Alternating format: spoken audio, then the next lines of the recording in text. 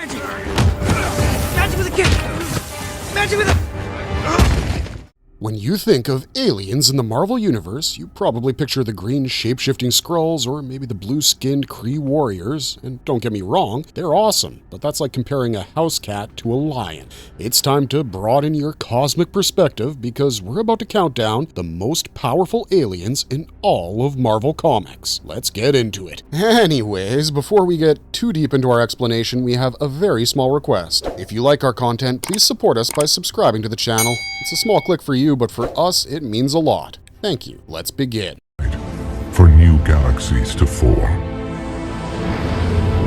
Celestials. The Celestials are some of the biggest, most powerful beings in the entire universe. Think of them as giant space gods. They're the oldest things in existence, older than the Big Bang itself. A group of them, with a leader named Arishem the Judge, kicked off creation by building stars, planets, and sparking life all over an empty universe. Now, their main goal is to make more of themselves. To do this, they plant a seed of a new Celestial inside a promising planet. But for that seed to grow and eventually hatch, it needs a massive amount of energy, which can only come from a large population of intelligent life. So, to help that intelligent life develop, the Celestials first created a race called the Deviants. Their only job was to kill off any apex predators on the planet, giving smart species a chance to thrive. The problem was, the Deviants evolved, went rogue, and started wiping out all life instead. To fix their own mess, the Celestials then built the Eternals and sent them out to hunt down the Deviants and protect the very civilizations the Celestials needed to grow their babies. What do the Celestials look like? Well, they're large humanoids, but on a scale that's hard to wrap your head around. An Eternal would look like a tiny speck of dust standing next to one. The way a normal Celestial is born is a process that takes millions of years. When it's finally time, the new Celestial bursts right out of the planet it was growing in, completely destroying it in an event called the Emergence. This newborn Celestial then uses all the energy it absorbed from the planet and its people to join its brothers and sisters in creating more stars and galaxy, which in turn creates more worlds where life can evolve and, you guessed it, host the next generation of Celestials. Next comes the question, can you actually kill a Celestial? Long story short, yeah, but it's incredibly difficult. They're immortal, so they don't age, and it takes a lot to even hurt them. It's also possible to kill one by changing its physical form, like turning it to stone, but that requires a huge amount of energy from the Eternals working together, and of course, the combined power of all 6 Infinity Stones is enough to do the job, as we saw an alternate version of Ultron due to his universe's ego. When it comes to good and evil, Celestials just don't think in those terms. They see the universe as a giant engine, and their job is to keep it running. To them, the destruction of one planet is just a necessary sacrifice to create countless new stars and new life across space. As long as a planet is on track to birth a new Celestial, they don't really care what happens there. Nothing matters as long as the population keeps growing. The only time they'll step in and destroy a civilization is if it threatens their grand design for the universe. Even then, they'll only do it after carefully weighing whether its existence might somehow be a net positive for the cosmos. Everyone is a part of their equation. I said wait! Silver Surfer. Before he became the shiny man on a surfboard, he was just a guy named Norrin Radd. He lived on a planet called Zen-La, which was a perfect utopia with no crime, hunger, or disease. But Norrin was always a bit of a restless soul. He was bored with perfection and found himself reading old history books, dreaming of a time with more adventure and struggle. Well, he got his wish in the worst way possible. One day, the World Eater, Galactus, showed up, ready to devour Zen-La. To save everyone he'd ever known, including the woman he loved, Shalabal, Norrin made the ultimate sacrifice. He went to Galactus and offered to become his servant, his herald, promising to find uninhabited worlds for him to eat so that Zen-La would be spared. Galactus agreed. He transformed Norrin, giving him a silver indestructible skin and access to the power cosmic. Norrin Radd was gone, and in his place was the mighty and the lonely Silver Surfer. For the Surfer to do his job without feeling guilty about condemning planets, Galactus had to suppress his soul and memories. For almost 100 years, he served Galactus as a guilt-free drone. It wasn't until he led Galactus to Earth and met the Fantastic Four that his old noble self re-emerged. He betrayed Galactus to save humanity, and he's been wrestling with that choice ever since. The Surfer is one of the noblest guys in the universe, a true defender who treasures freedom more than anything anything, but he's also tormented. He has a really complicated relationship with Galactus. He hates what Galactus does, but he also understands that Galactus is a fundamental force of the universe, a necessary part of the cosmic balance. Sometimes, for the greater good, he'll even go back to helping him, always trying his best to minimize the loss of life. Silver Surfer is easily one of the strongest heroes out there. The Nova Corps literally classifies him as a potential threat to the universe. Blowing up planets is like a warm-up for him, and at his most powerful, he's capable of destroying galaxies. He's redirected starships and even managed to pull a moon-sized incubator out of a living planet. He's way faster than light and can warp space and time around him, and his brain keeps up, letting him react in nanoseconds. And you can't really hurt the Silver Surfer. His silver skin makes him almost completely invulnerable, but his physical abilities are just the start. The real magic is in how he manipulates energy and matter. He can rearrange molecules to turn a weapon into water or phase through a solid wall. On top of that, he can create force fields, stable black holes, and even heal the sick and dying. Then there are his senses. He has something called cosmic awareness, which is like a spidey sense for the universe. He can feel a single person in danger from light years away or sense disturbances in reality itself. His normal senses are dialed up to 11, and he can hear a whisper from the moon, see things on a subatomic level, or even perceive the past, present, and future all at once.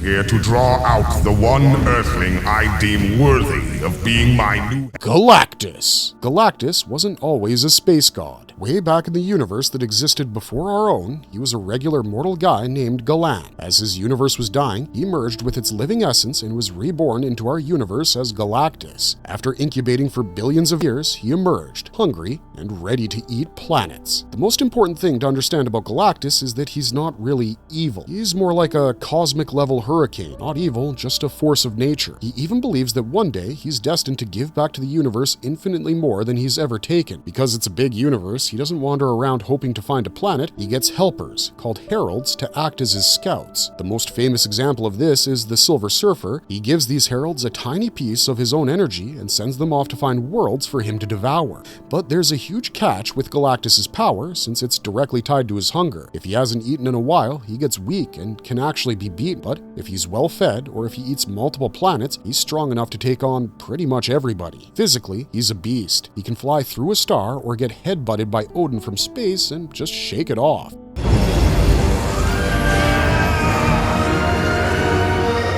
Thanos. Here we go. Love him or hate him, he's probably the final boss of the Marvel Universe, Thanos. Born on Saturn's moon, Titan, Thanos was an Eternal, but he was different. He was born with what's called the deviant gene, which made him look like a purple monster compared to the rest of his beautiful people. Over the years, Thanos has had a pretty simple ritual. He tries to destroy everything, gets defeated or killed, and then he comes back. He's been taken down by his own secret son, killed by God Emperor Doom, and even sucked into a black hole, but he always finds a way back.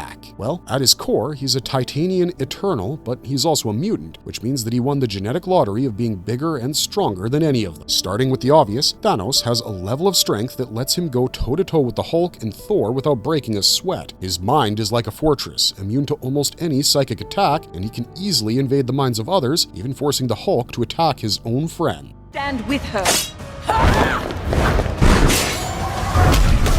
Gladiator, Kararch. Before Gladiator was the scary praetor of the Imperial Guard, he was Kararch. Born on the planet Strontia, Kararch was a top military cadet. He and 9 other recruits went through an insane trial process with the goal of finding the absolute best warrior to represent their species in the Shi'ar Empire's elite guard. Kararch and the others who survived were put through a dangerous enhancement process that amped up their natural Strontian powers, turning them into gladiators. As a person, Kararch is serious and loyal. The elders of his planet gave him the mission to serve the Shi'ar Empire, and since his people are all but extinct, he takes that duty seriously. His powers are all tied to one single thing, his confidence. The more confident he is, the more powerful he becomes. He once contained an explosion that was big enough to wipe out half a solar system. He can move many times faster than the speed of light and can cross entire galaxies in the blink of an eye. He's so quick, he can take out a whole team of heroes before they realize he's moved, and his reflexes are as sharp as a cat's. But now for the most interesting part, his weaknesses. If you can make him doubt himself, even for a second, his power level just plummets. His invulnerability fades away. He once got beaten by Cannonball from the X-Men simply because he started to lose his nerve.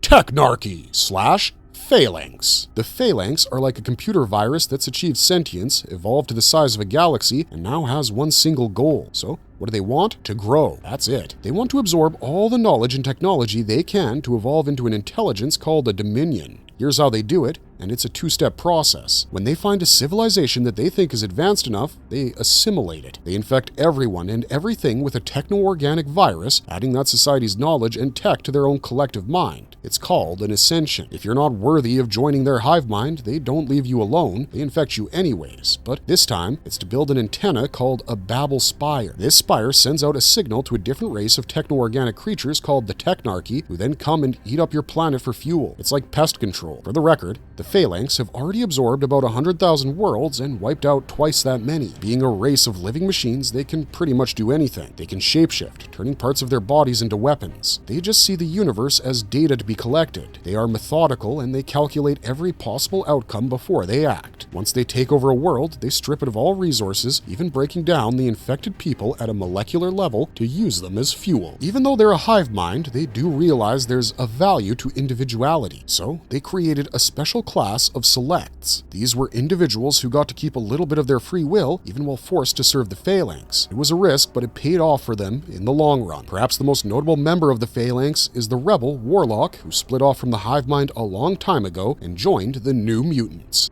The Living Tribunal. The Living Tribunal is the supreme court for all of reality. His purpose is to keep the multiverse in balance. He makes sure no single universe gets too OP, that good and evil don't get too out of whack, and that the fundamental laws of existence are followed. He's the representative for the one above him, the ultimate creator known as the one above all. He's a figure with 3 faces, and each face represents a different side of his personality. The one in the front that does all the talking is equity or fairness. The fully covered one on the side is necessity, and the half-covered one is vengeance. All 3 faces have to agree on a decision before he can step in. The Living Tribunal is unique because there's only one of him. There aren't alternate reality versions of this guy. He exists in all realities at the same time. Over the centuries, he has stepped in for some major events. When Adam Warlock got the Infinity Gauntlet and basically became a god, the Living Tribunal appeared and was like, nope, that's too much power for one person. He forced Warlock to give it up, but in the same breath, he also told the entity Eternity that he couldn't have the gems either, showing that the Tribunal plays no favorites. His only concern is balance. He's even teamed up with the Spectre from DC Comics, that universe's embodiment of vengeance, to save both multiverses from destruction. But even someone like him can be taken down. During a massive multiversal event, a group from outside of reality, known as the Beyonders, managed to kill the Living Tribunal. They found his corpse on the moon shattered into pieces, with a piece of him landing in every single reality. His corpse was even used to build the life rafts that helped a few heroes survive the end of everything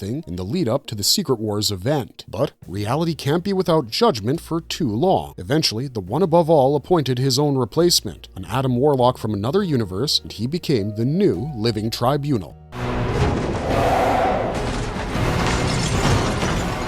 Schuma Gorath. If you thought guys like Thanos were bad, let me introduce you to Schuma Gorath. He's one of the great old ones, godlike demons from outside our reality, similar to Cthulhu from the Lovecraft mythos. Millions of years ago, long before humans were even a thing, he and the old ones ruled over Earth. Schuma Gorath's history is a long cycle of him showing up and heroes desperately trying to banish him. A time-traveling sorcerer kicked him off the planet a million years ago. The prehistoric Avengers had to fight. He just keeps coming back like that pimple on your cheek. One of the most famous stories involves Conan the Barbarian. Schuma Gorath had been sealed inside a mountain, and a couple of idiot sorcerers thought they could free him and control him. Big mistake. Schuma Gorath broke free, immediately obliterated the sorcerers, and it was up to Conan to save the day. He had to use the same magic books that freed the demon to send him back to his home dimension with a little help from his god, Krong. First and foremost, in his home dimension, he is basically God. He's described as virtually omnipotent. His form is just a shell to contain it all, and even if you do manage to hurt him, it doesn't matter. He has a healing factor and has come back so many times that it's unclear if you can even truly kill him. His true form exists on so many planes of existence at once that a normal human mind can't even comprehend it.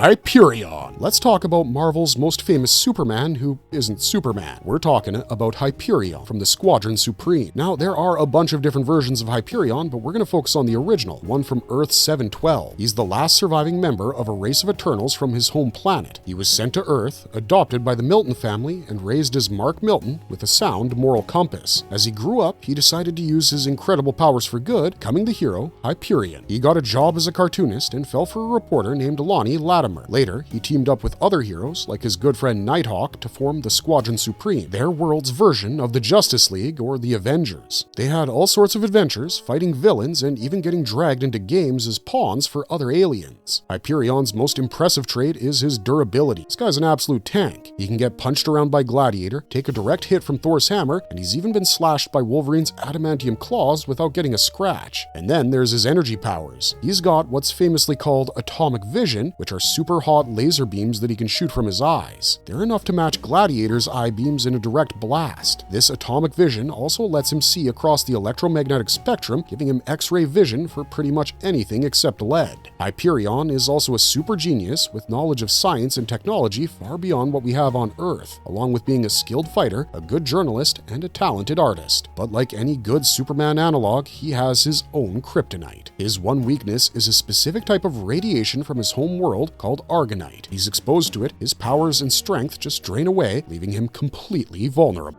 Marvelous verdict! Who do you think is the most powerful alien in the Marvel Universe? Did we miss anyone on this list that you think deserves a spot? Maybe a cosmic entity or two? Who would you put at number 1? We want to hear all this and more in the comments section down below because, well, honestly, we're always looking for new ideas for videos. If you had as much fun watching this video as we had making it, do us a huge favor and smash that like button. And if you haven't already, make sure you subscribe and ring that notification bell so you don't miss our next one.